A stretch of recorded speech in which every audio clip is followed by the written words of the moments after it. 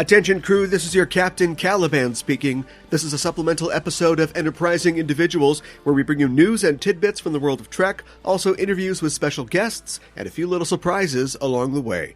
We've got a great interview for you this week and a bit of a blast from the past. Last fall, I spoke with Justin McLachlan. Justin is the creator of the EOS 10 podcast, a sci-fi comedy audio drama set aboard an intergalactic travel hub on the edges of deep space. And he's also the author of the book Treknology, Star Trek's Tech 300 Years Ahead of the Future. Justin is a writer and a creator. He's also one of the voices on EOS 10, and I wanted to get his thoughts on creating for podcasts for an audio medium and to find out how his fandom and his love of Trek influences what he creates today. Just a note, we did record this a while ago in October of last year, so we're talking about the pandemic, but this was before the presidential election and the release of the various vaccines. There's not too much current events talk, but just FYI, this is a missive from an earlier time. Also, an extra note, we had a few technical glitches during the recording, nothing earth-shaking, but the sound quality is a bit lower than what we usually present. I really enjoyed talking with Justin. I would sincerely encourage you to listen to EOS 10, which is a funny and a very well-made show. I believe they're currently working on a 5th season of the show, so there's plenty of content there for you to check out. Also, we don't talk about this in the interview, but Justin's production company, Planet M, has just launched an online magazine, Galaxy Q, where they write about pop culture news and sci-fi and fantasy topics. You can find that at planet.io/GalaxyQ. I'll leave a link in the show notes for it, as well as links for where you can find EOS 10 and Justin's book, Treknology. That's it for me this week. We'll be back on Wednesday with a new episode. On Wednesdays, I carry Star Trek. And with that, let's get underway. My guest on the show today is Justin McLachlan. Justin is an actor, writer, and director, and he's the creator of EOS 10, an audio fiction podcast about two maladjusted doctors and their medical team on board an intergalactic travel hub on the edges of deep space. He's also the author of Treknology, Star Trek's Tech 300 Years Ahead of the Future. Justin, welcome to the show. Thank you. I'm excited to be here. It's great to have you aboard. I always ask new guests on the show how they first became Star Trek fans. How did you first discover Star Trek? That is a big story, actually, because it involves my parents giving me a tiny, like a little 19-inch television that I think they were done with. Oh. They didn't give me cable, just the television, so I put it in my room, and they've got one channel out of Pittsburgh every night at 7, and every night at 7 they broadcast Star Trek, and that was pretty much all I had to watch, but I think I was enamored pretty quickly, because it soon became a dominant force in my life, I guess. Yeah. That's pretty cool that you got a TV in your bedroom. My parents never would have gone for that. Yeah, I was kind of surprised too. I think my parents were a little worried about how much TV that I consumed, but it was all good because now I have a show about a TV show. So. Yeah. So it paid off. And I'm sure watching all those shows for you inspired you to want to be a creator as well. I think so. I think it's really where my sort of connection to that kind of storytelling, particularly like episodic storytelling, really started early on. Yeah, it's been sort of this lifelong sort of love affair. I'll tell you, I don't remember how old I was even when MacGyver ended, but I distinctly remember that series finale and that show ending, and then I just started crying, and I said something, I just blurted out, like, I hate you, Richard Dean Anderson. I had read in TV Guide or something that he was the one who decided not to continue on, so there's going to be no more MacGyver stories, and like that feeling of grief and loss. Like, I was so young, but it was so strong, and that's just kind of, I just have that connection. It's not here as much now that I'm an adult, I'll tell you that. And being more on the other side of creating those stories, I think it can ruin you a little bit. But man, when I was little, I was attached to the stories that I really enjoyed. I loved MacGyver as well, and I especially loved it because Richard Dean Anderson was from Minnesota, my state. So yeah. Something of a local hero. But did that keep you from watching Stargate? You know what? Actually, I did not watch Stargate. I never did. Maybe I was just like, I don't want to, but I just don't want to talk. I don't want to see this guy anymore. I hate him. No, I think I see commercials for it sometimes still. Or like memes on the online, and I'm just like, yeah, I should probably watch that at some point. Yeah, I don't think that I don't have like a conscious ban on watching other space shows because I'm a big Star Trek fan, but I feel like it kind of fell out that way. You know, when I was watching DS9, I wasn't really watching Babylon 5. And when I was watching, you know, Voyager, I wasn't really watching Stargate. And so it just sort of, now that I'm an adult, you know, I'm going on this journey to try to go back and catch up on this stuff. But at the time, yeah, it didn't really register for me. I like the movie. I just never really watched the TV show. Yeah, it can be hard, right? You know, you live in one world and then try to cross in this other one, and you're like, why do their ships do that? Ships don't do that in space. Yeah. I mean, I didn't see Star Wars until I was over 30 for sure. Really? Yeah, wow. yeah. I got in trouble when the new movies were out, and I remember there was the trailer with the Millennium Falcon real prominent in it, and I was like, is that the ship Harrison Ford flies? I got in so much trouble for asking that question. I was just like, I don't know. It's just, you know what you know what you like, and I have no problem. I think it's great. I really, honestly, I don't want no Star Wars fans, please, tweeting at me. I get it. I love it. It's on it. They're fun. I love them. No war for me, but yeah. What made you want to be an actor? A question I ask myself every day of my life. You know, I don't know. Maybe I was a little bit of a narcissist as a kid. I don't know. I felt really kind of like I just loved being I was fascinated. I was fascinated with what went in behind the scenes and what you saw on the front end. And so I think, you know, I grew up living on a stage. I think high school, I went to school and I think we got at like 2:30, and then I went straight to the theater, and I was there till, you know, some nights 8, 9, 10, 11 o'clock at night. That was my life for years and years and years and years. So I drifted away through college just to do something else. And eventually I came back, and I just could not escape it. There's just something about, I can't, God, I wish I had an answer, because then maybe I could fix it and do something else that's easier or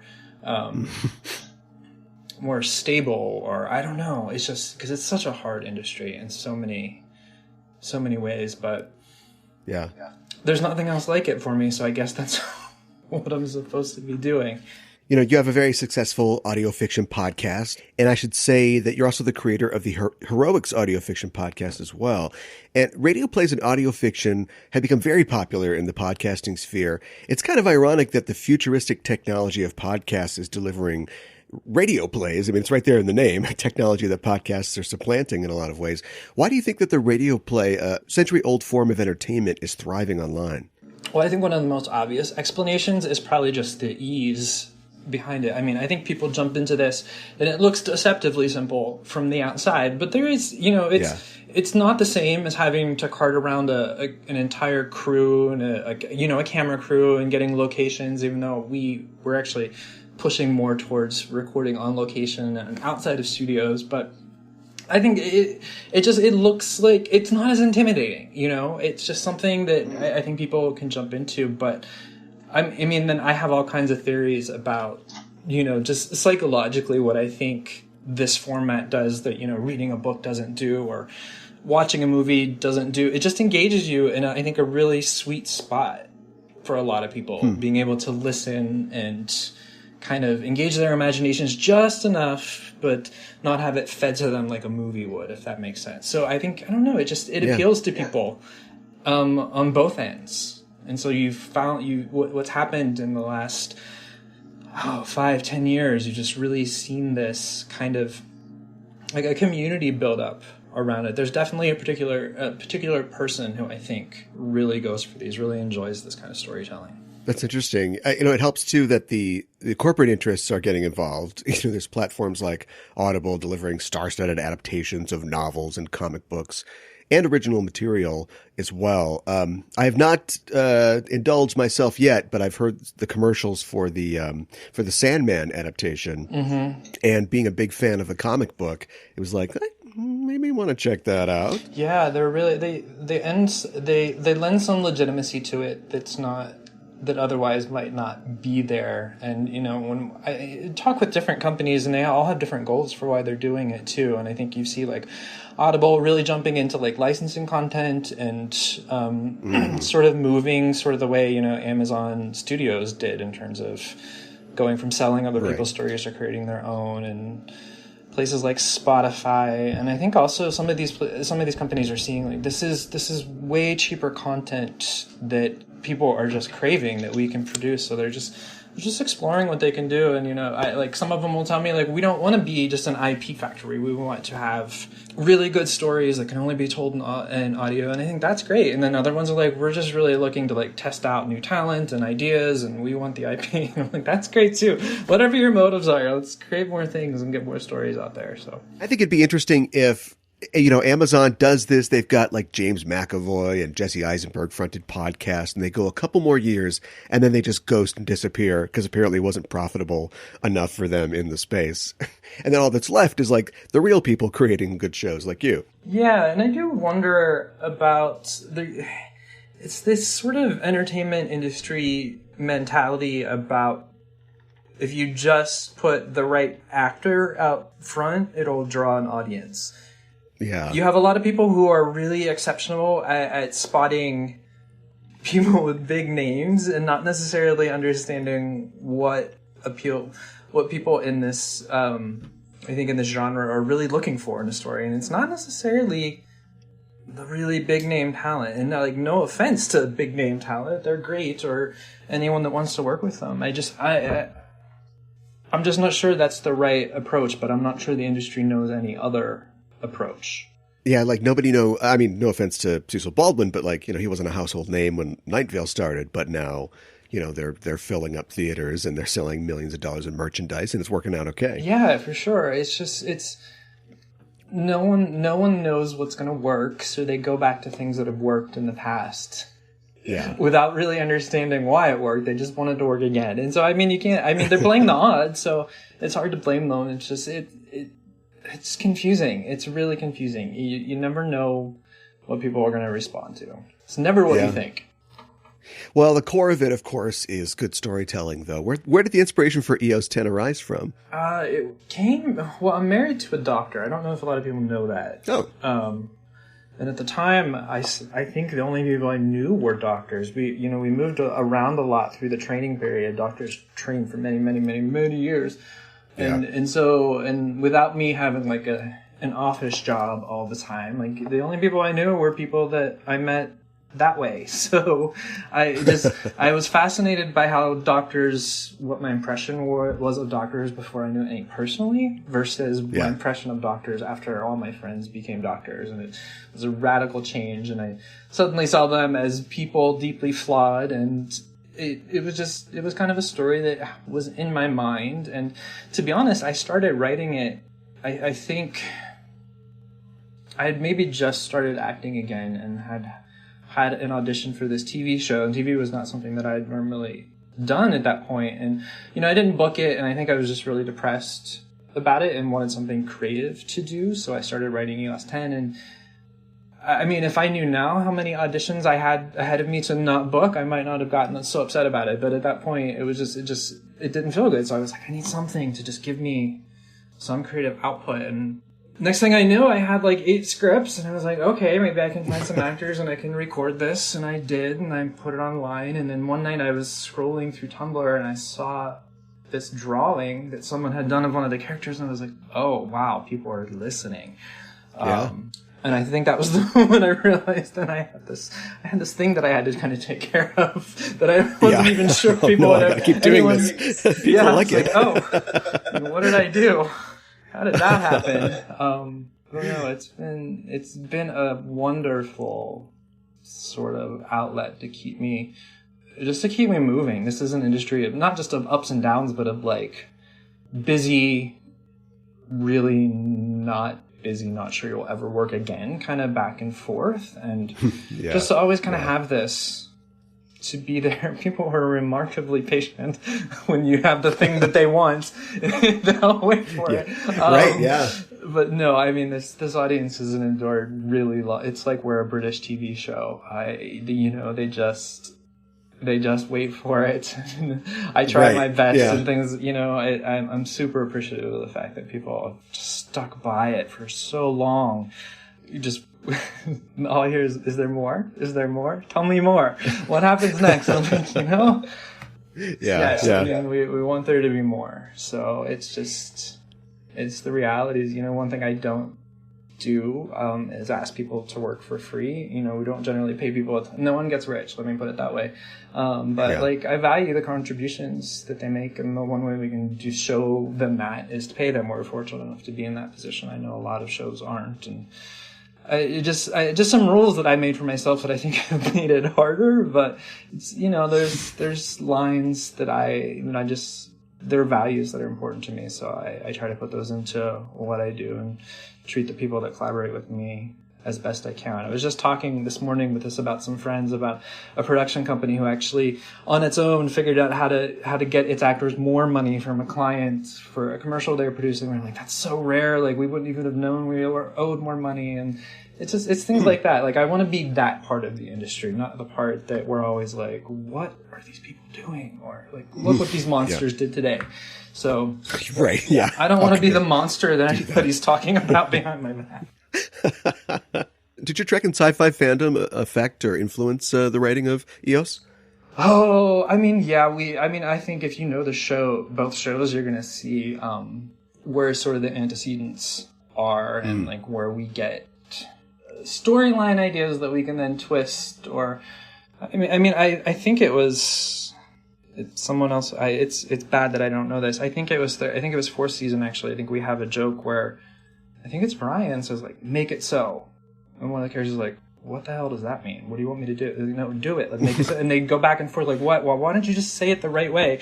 And it's just like, it's something that I don't think unless you watch The Next Generation, you probably have no idea what that joke was. You might still enjoy it, but I think it's just stuff like that that really that seeps in, that if you're a fan of both, you're going to pick up those little pieces and be like, oh, okay. And even sometimes I don't even realize that I do it. Like we have a character named Maddox, and someone pointed out to me, and I think it helped that Picard had come out, and they're like, that character Bruce Maddox was kind of important in the Star Trek mythology, and I was like, oh yeah, that's probably why I named that character Maddox. That's what I did, Sure. And it's just it's part of the background of who I am. So I think it's gonna sneak in there intentionally, and more often than not at this point, even unintentionally. I just don't even realize or recognize that it's happening. I mean, so many creators grew up loving it, and it's it's an institution that's been around forever that I think its influence on media is undeniable. And even when a show or work tries to be an answer to Trek or says, like, this ain't Star Trek, it's still self-consciously like a reaction to Trek. And I think that's gotten Trek in trouble in a sense. Trek is so consistent. It has such a distinct feel. And now the franchise is expanding with all these new shows, which are self-consciously trying to reach new markets and demographics and tell different stories. And I think the number one complaint you hear from critics of new Trek shows is that they don't feel like Star Trek, whatever that may entail. Yeah, it's a little bit of nostalgia, right, for what has gone on. That same feeling that I kind of had as like just the grief you feel when you realize there's no more stories with this character or this group of characters. And I totally get that. I really do. And what I try to do with these shows, especially now, is search for where the common ground is. Just to kind of reassure myself that, it's still there. That core is still underneath there. And then kind of branch out and see, okay, why did they make this change? Did they not understand how important this was in the mythology? Is it a reflection of the creators, the writers, the producers? Or was there like a really good reason behind it? And I think it's kind of up to you what your answer is, what it comes out. Because I think we've all kind of attached onto things that are really important to us about this universe, and for some others they might not be as important. I think my brother had just brought up something to me that we were talking about, how Star Trek is a post-scarcity society, and it's not. I had thought about it on that level, but not in such clear terms, because I asked he's a political scientist and a lawyer, and I said, what does it take for us to get to that future? And he was like, when 9 out of 10 people don't need to work anymore, that's the future we'll have. Because we didn't have sort of capitalism wasn't really kind of possible until we didn't have to work on farms, where 9 out of 10 people could do something other than just produce the food we needed to survive. And it's kind of those shifts in society. So those kind of questions are really important to me. about Star Trek, and I love when the show kind of delves into those issues and explains and gives us more of that. And some other people I talk to about it are like, I have no idea what you're talking about. I just like Data. And I'm like, okay, you're great. Sure. I love Data too. Really love Data too. So it's just such a rich, I was going to say tapestry, but I mean it is. It's just such a rich tapestry that you can pull so many threads and be miles apart, but still know that you're connected by this common vision. Yeah, that was a lot of words to say something really simple. No, but it all, yeah, it makes sense. When you began writing and creating EOS, did you have a particular feel in mind for the show, or did you find it in the process of just doing it? I wanted the characters to be. I was pushing towards sort of, I don't want to say cartoon because I don't want to give people the wrong idea, but I was definitely pushing towards those sort of bolder, more substantial choices in terms of polarizing the personalities of the people. So kind of in the way you'd see, like if you remember the animated show King of the Hill, or I think at the time Archer is still on, but Archer was pretty new when we were starting. So those were kind of in the background for me where I wanted to go tonally. So I knew it was going to be comedy. I don't think I understood at the time how broad we were going to end up going. I mean, if you told me that I would be known for some of the jokes that I'm not known for, like 10 years ago, I'd be like, no, I don't even laugh at jokes like that. I would never write a joke like that.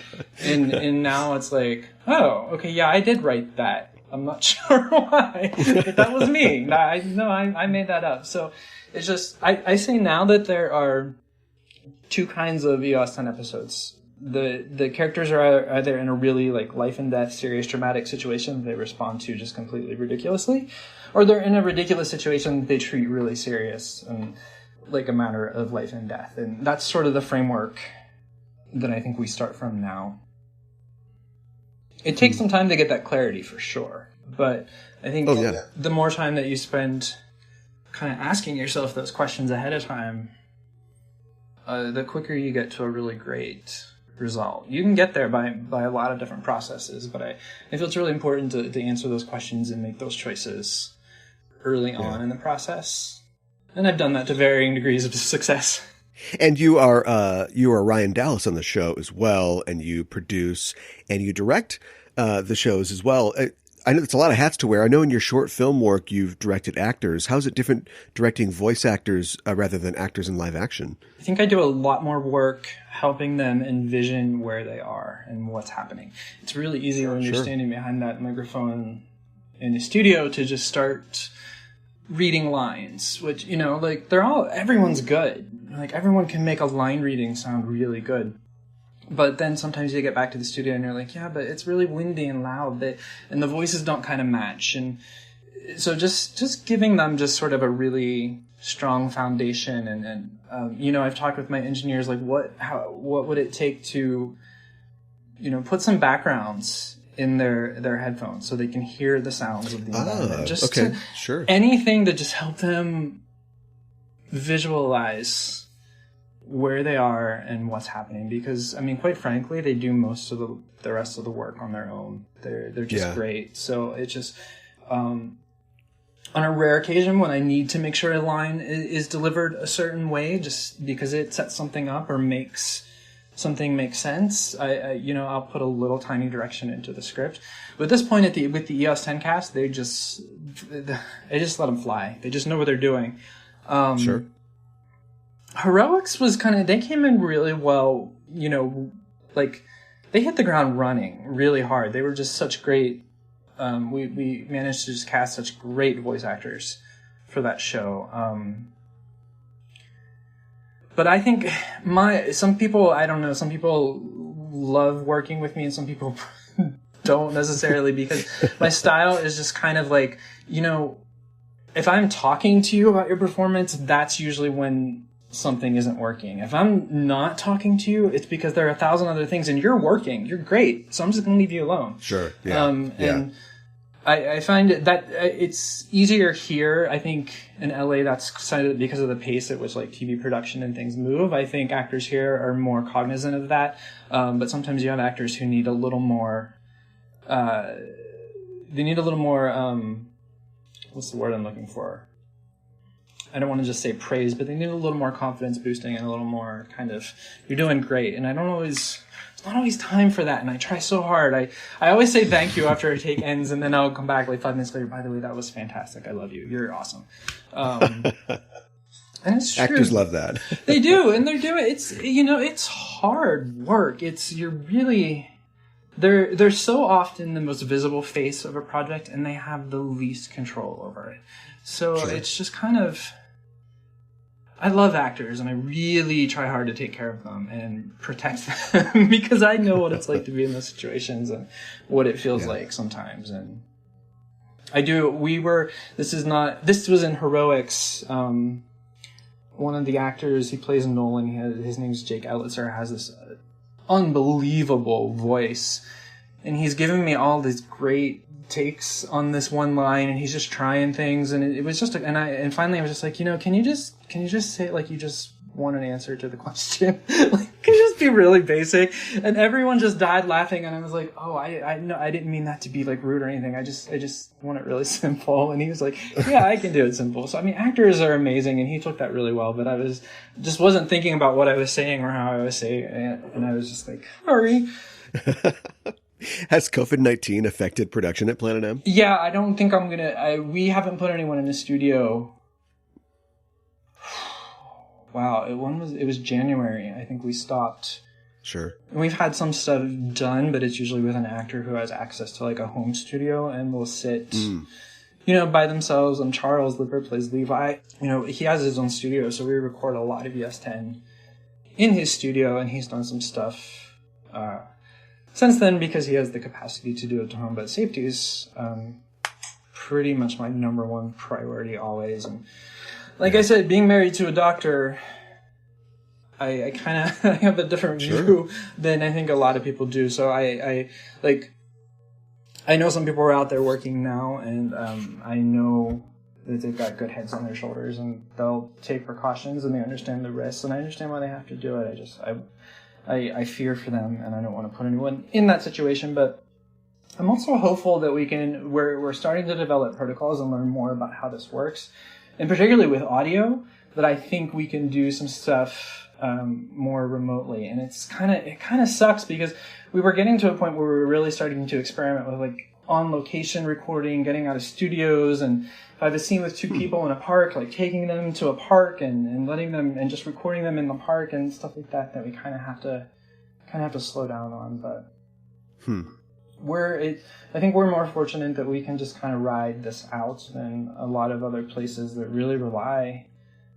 They have huge payrolls. When for us it's just temporary. We hire people per project. So well, hopefully you'll be able to return to the studio soon. Can you talk about your EOS spinoff? Yeah, EOS 10 Command is a spinoff, and it's about the captain of EOS 10, whom we've never before we've mentioned, but I don't believe we've ever had on screen or had any character directly interact or really even talk about how they've interacted. Like, these two worlds we've really kind of kept separate. So the show is going to dive more into what happens in the operations center. And we've talked a little bit, I think, in the original series about a place called The Void, and that becomes really, really important in EOS 10 Command. I don't want to give too much of it away, but it's going to be kind of the central... Theme's not the right word, but sort of a central plot device in this new show. So we were really fortunate to have the help of an independent film project to kind of connect with, like we talked about earlier, companies that are out there looking for audio and buying audio. So we've had a lot of great meetings in the past couple of weeks and a couple more to go. So I'm really hopeful that this show is going to happen. It's still a fingers crossed. I really think it's going to. I think one way or the other we'll get it out there. But just really, I'm excited to keep excited for where this could go. I'm excited about the breadth of stories that I think you could tell on a place like EOS 10. And I've been rewatching Deep Space Nine. Oh, cool. Yeah, and it just I'll tell you, I did not realize how well plotted and developed that show was from launch. It strikes me as a show that had a really good idea of where it was headed from day one. I just think its conceptions and ideas, and even if like we can nitpick execution and things like that, I just think there's some just really amazing, rich storytelling in that show, and they invented just some really cool science fiction ideas that I'm sure have been done before, but not that I had seen, and just kind of, I don't know, I have come to love that show in a way that I had not before. Maybe it's just because the world is insane, and it's a show where you very much watch the good guys fight the bad guys for like 7 seasons, and you can root for the hero, and it's just, I don't know, I think it's great. I've come to love it in a way I didn't when I first watched it. I remember just when it came out, originally on TV, being kind of disappointed because it wasn't, a spaceship show where they were going to fly around everywhere. And so that sort of disappointment kind of following my watching of the series. And I didn't finish it. I just kind of lost interest or attention. And then coming back to it as an adult and being like, wow, like it just echoing all the things that you said, like this is just so well planned, and they weren't just, waiting for just some new idea or some new monster to meet.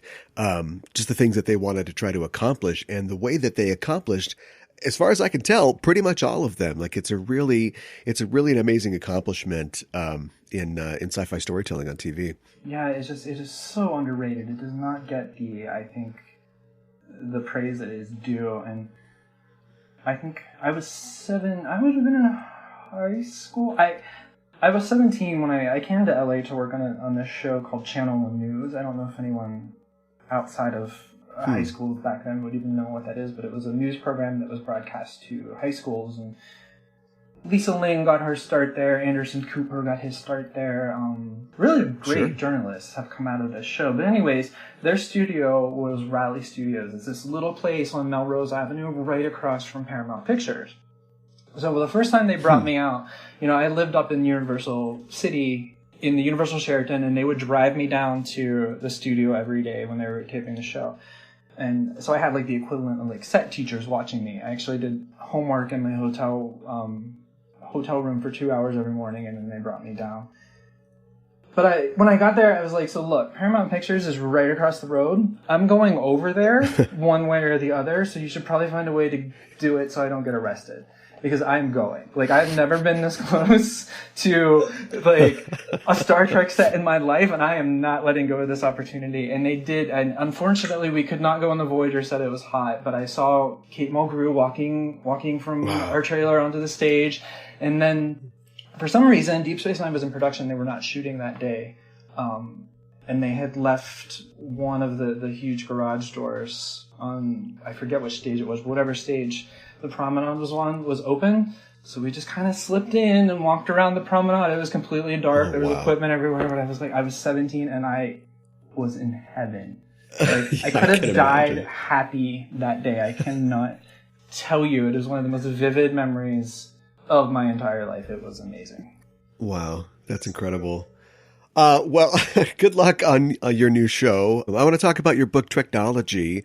One of the things I really like about the book is your individual voice in it. I mean, there are a lot of books about the science of Trek, the physics of Trek, the technology, and they're usually written by experts in those fields, and they're more than happy to explain how we could say, replicate something today with 3D printers or whatever. Or conversely, like, here's why we'll never be able to achieve warp speed or transporters or what have you. But in your book, you draw upon your experience as a journalist to talk with experts and assess the state of current technology. And your conclusion is that we're kind of already living in the Trek future in a lot of ways. Yeah, I honestly think we are. I mean, there are a few key pieces that are probably much beyond our capabilities at the moment, but I mean, I don't know, there's just so many like, touch screens are the obvious thing. Those were so futuristic in the late 80s and 90s. And like, I'm talking to you on one, like, right. Yeah. They're just everywhere. So if you really look at a lot of the technology, a lot of it has arrived. The ones that everyone wants or not, like holodecks, transporters. Yeah. Those things are not here yet. Might not be for a very long time. I don't know. I have an Oculus headset. It's not a holodeck, but it's pretty cool. Like, so I get the appeal. Sure. Like, I want one, yes, but it's just the way some things I think that the way they worked on this show, they may never work in real life. Yeah. And I don't know that that's an indictment of the show at all. It's just real life sneaks up on you sometimes, and there are practical challenges that we would have to deal with in real life that TV writers don't. Yeah, right. But I think they put a lot of this in the public consciousness, right? I mean, I think they are responsible in a lot of ways. You know, the guys who loved Star Trek watching Data watching his fingers fly across the touchscreen are the guys that then, went on and made those touchscreens in real life within a few decades. And then, it's funny, we saw Picard and it's full of holograms. So you have to wonder what UIs are coming down the road in just a decade or two, based on what we're doing in science fiction now. It's interesting. We've had that conversation on this show before, just whether these ideas, push from Trek, push real science forward, or is the people of Trek just sort of seeing trends? And I think it's interesting that, like, even if Trek isn't directly influencing ideas about technology, there's often a sense of convergent evolution. You talk in the book about how Mike Okuda designed, the instantly recognizable LCARS interface, which is just plastic cutouts, on the show, but he didn't have any big ideas about how the OS would operate. But Star Trek did, I think, influence our ideas about smartphones, as we talked about. And when you've got a touchscreen cell phone, your fingertip is the interface point. So you make everything a picture or a square or something. And you fast forward to Windows 8, which was made for touchscreens and Windows phones. And now we've got an OS with squares and shapes that looks like LCARS. Like, it all goes back to Trek anyway. Yeah. So, I mean, either they were, like you said, they were really just tuned in to what was coming, combine that with great imaginations and the ability to sort of experiment. And it brings us to the question of when life imitates art or art imitates life. It's probably like a big mix of both. Robotic science on Earth is getting better. It's improving by leaps and bounds, literally, because we have robots that do backflips and run up and down stairs. But the uncanny valley seems to be unleapable, though, because our robots don't look human at all. And every time they try to put, like, fake skin on a robot and give it a face, it's horrifying. I don't know if we're ever going to get a Data. It would be really hard, right? I mean, and I wonder, too,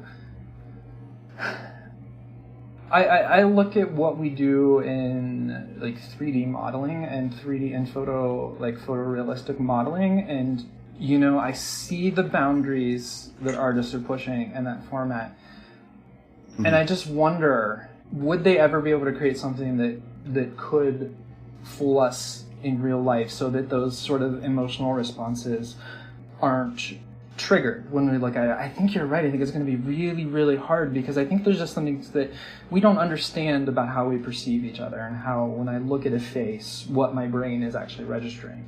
Now, if we get more information about that and figure that out, then yeah, maybe. But and the other 2 points are, maybe we'll figure out we don't want a Data. Maybe we want our robots to look this way, or that sort of uncanny valley feeling that we have right now could theoretically be selected against in future generations, especially if these kinds of artificial intelligence, artificial life forms prove to be adaptive for the human species. Then maybe we would be okay with them if we looked at them and they don't quite look human, but they look close enough. That's a really good question. You mentioned holodecks before, and I was thinking how, even just like writing fiction or a fiction script is difficult. It would be almost impossible. It'd be so taxing to write a holo novel, having to just manage everything, the environment and the way the characters act, and then like multiple responses to things. And Tom Paris is always going on and on about building holo environments and holo novels. I'm not sure I could think of a less poetic soul on Voyager. Like, how is he creating all these environments? He's probably just using like the pre-made primitives and scripts to put the programs together. I think he's like the Squarespace of holodeck designers. Yeah, I mean, right? That's a really good analogy. That would be you have the pros who build like your Twitters and your Facebooks, and then you have the Tom Ferris's who are using Squarespace and have web pages that say under construction, characters that say under construction on their foreheads. Yeah, right. Yeah, it's a really cool idea. It's just I think it's definitely difficult for us to perceive how it could even be possible. I just think our ideas about reality and physics, I think humans in general, particularly Americans, and I think we're a little bit behind the curve of where science is on terms of what perception and reality is and what those things are.